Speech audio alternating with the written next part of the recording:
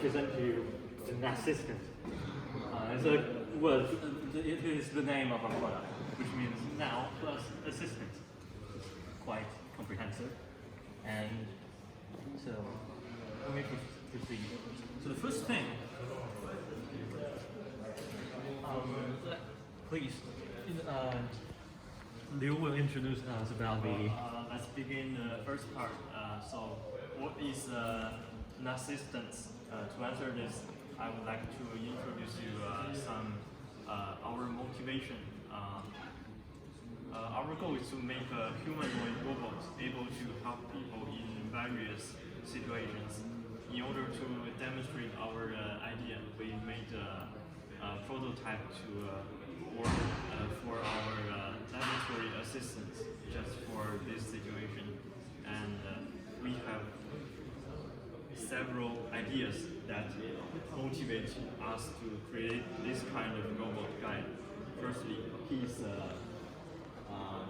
Android, so he can actually interact with people as a real person. He can blink, breath, and he can even remember your face, your name, and also he talks to you in a natural language. Moreover, he knows thoroughly about his working experience. For this circumstance, he's much known our laboratory, and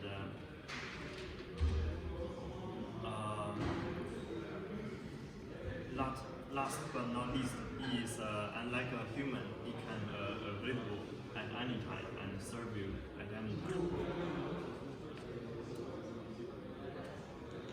And to achieve our ideas, we put some basic functions to our prototype. The first is humanoid. That means he can blink, he can breathe, and he can recognize you. And the second one, we put some make the robot mobility and give him some vocabulary, make him talkable.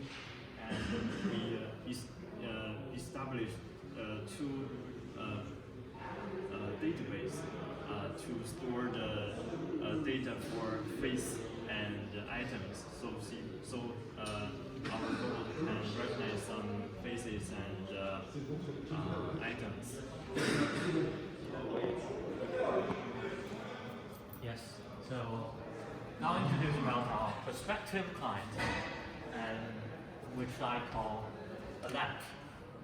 And so first, let's see within a similar, like an almost the same platform, we were able to apply our product to laboratories, to archives like libraries, became librarian, and museums, and places of interest, where you can use them as a tour guide.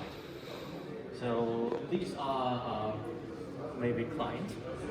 So we may proceed to the next part. So why an assistant? I mean, there are many competitors. We have a lot of similar products. So let's first go back in time to 20 years ago. This a gas-shaped robot is called Rhino. It was first developed by Germans in 1998, around 1998. At least the paper says so. And it served as a robot guide in the Deutsche Museum of Art. So actually it looks more like this.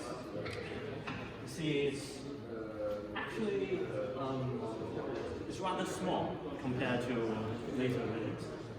The Rhino has a really powerful navigation system, which means, imagine in 1990s, they have some kind of algorithm that went beyond their era.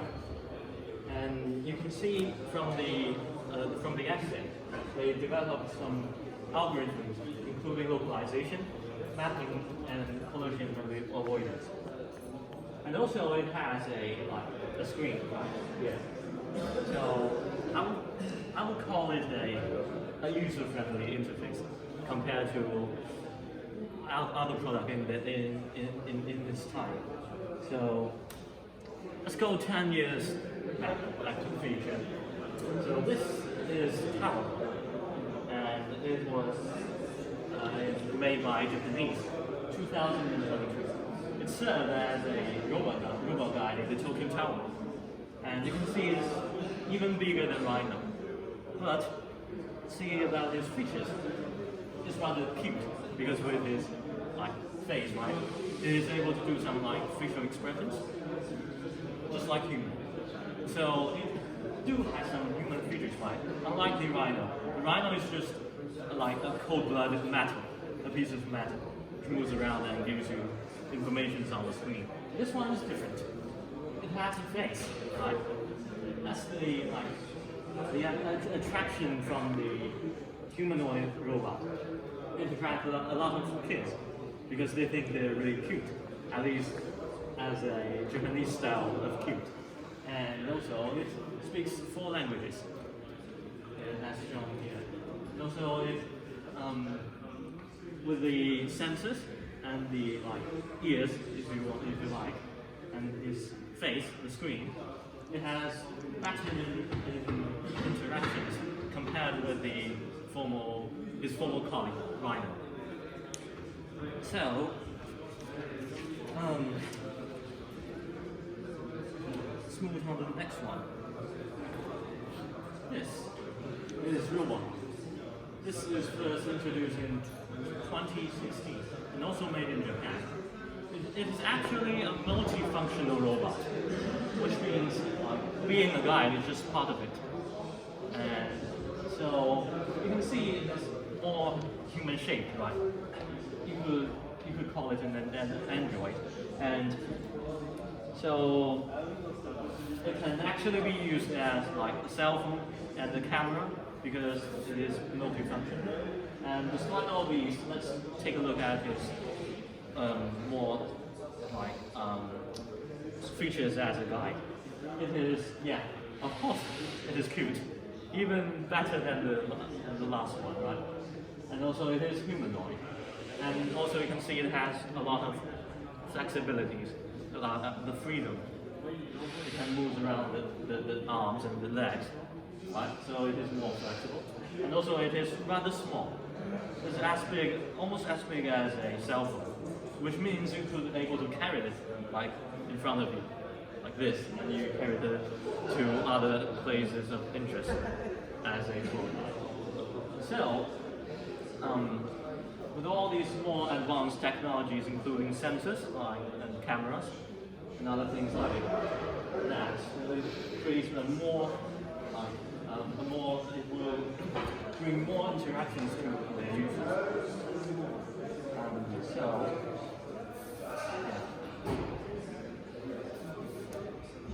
So it seems that the Roboham has exceeded us in every single aspect, isn't it?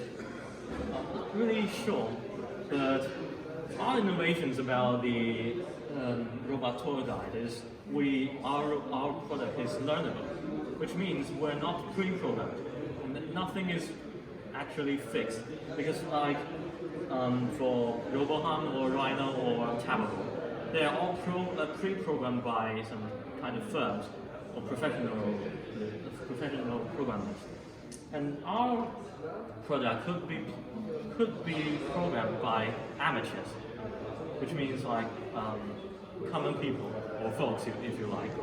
And also it is highly customized because you can actually teach him what is this and what is that and your face, etc.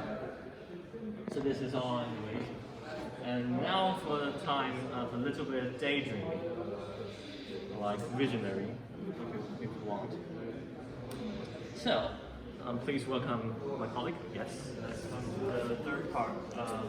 So we can easily imagine our great future of our great potential of our prototype.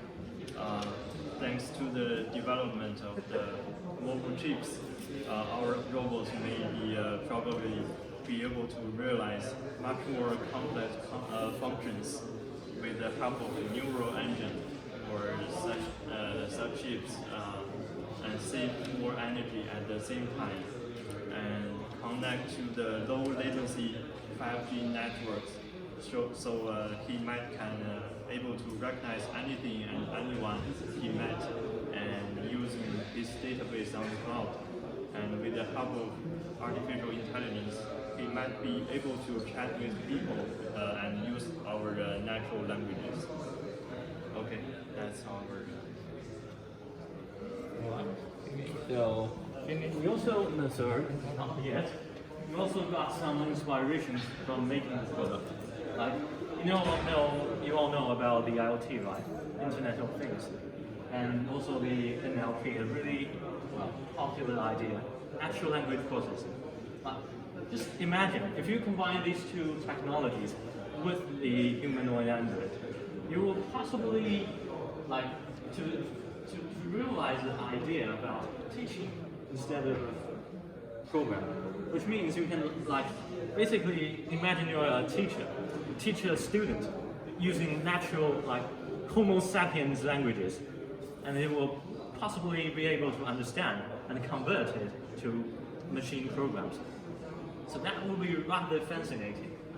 And yeah, so much for the demonstration, and here are some of our references. And yeah, this is our flow chart.